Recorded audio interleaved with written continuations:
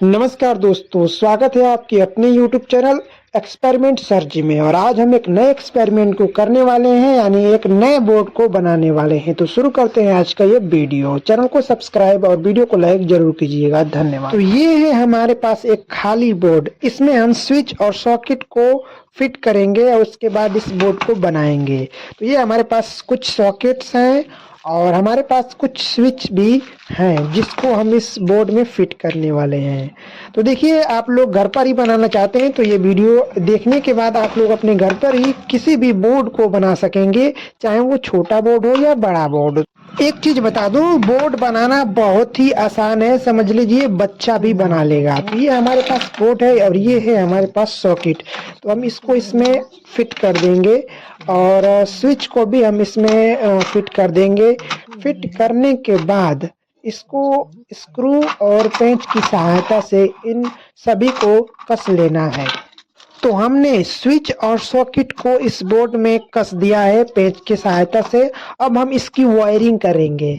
तो वायरिंग करना इतना आसान है कि आपको क्या बताऊं, एक का लड़का ही वायरिंग कर देगा। तो देख सकते हैं, ये बीच में दो स्विच हैं और आरी आरी जो है वो किनारे पर दो सॉकेट हैं।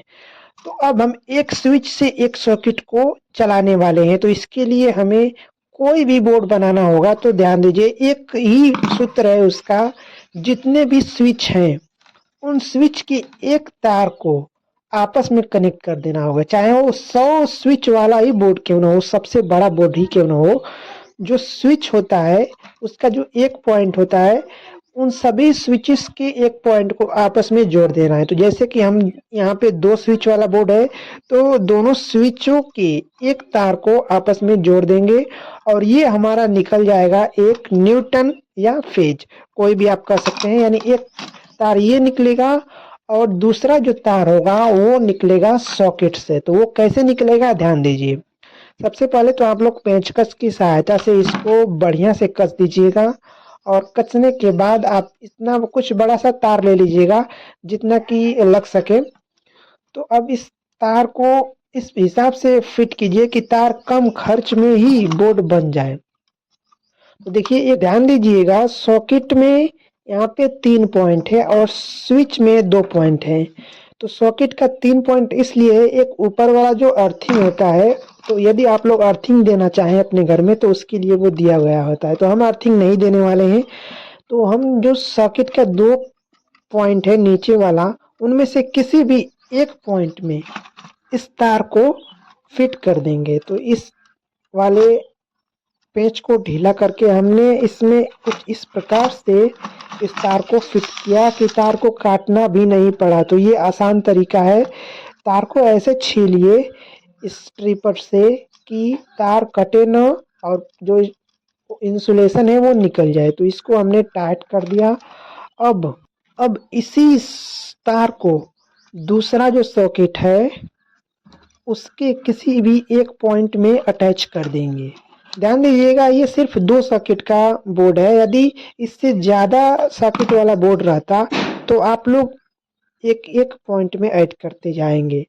तो हमने इसका पेच ढीला करके इस सॉकेट में भी अटैच कर दिया। चाहे आप किसी भी पॉइंट में अटैच करें, साइड वाले पॉइंट में भी अटैच कर सकते हैं।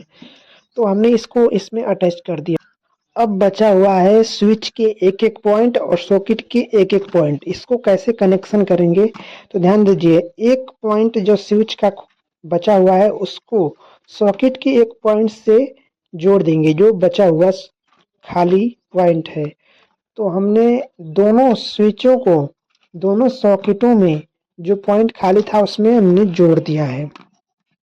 अब दूसरे सॉकेट में से दूसरे स्विच के एक पॉइंट को अटैच करने के लिए एक छोटा सा तार काट लेंगे और दोनों तरफ से छील करके और इस प्रकार से ढीला करके इसमें फंसा देंगे और इसको भी टाइट कर देंगे। और साथ में जो सॉकेट वाला है पॉइंट, इसको भी हम इसमें टाइट कर देंगे।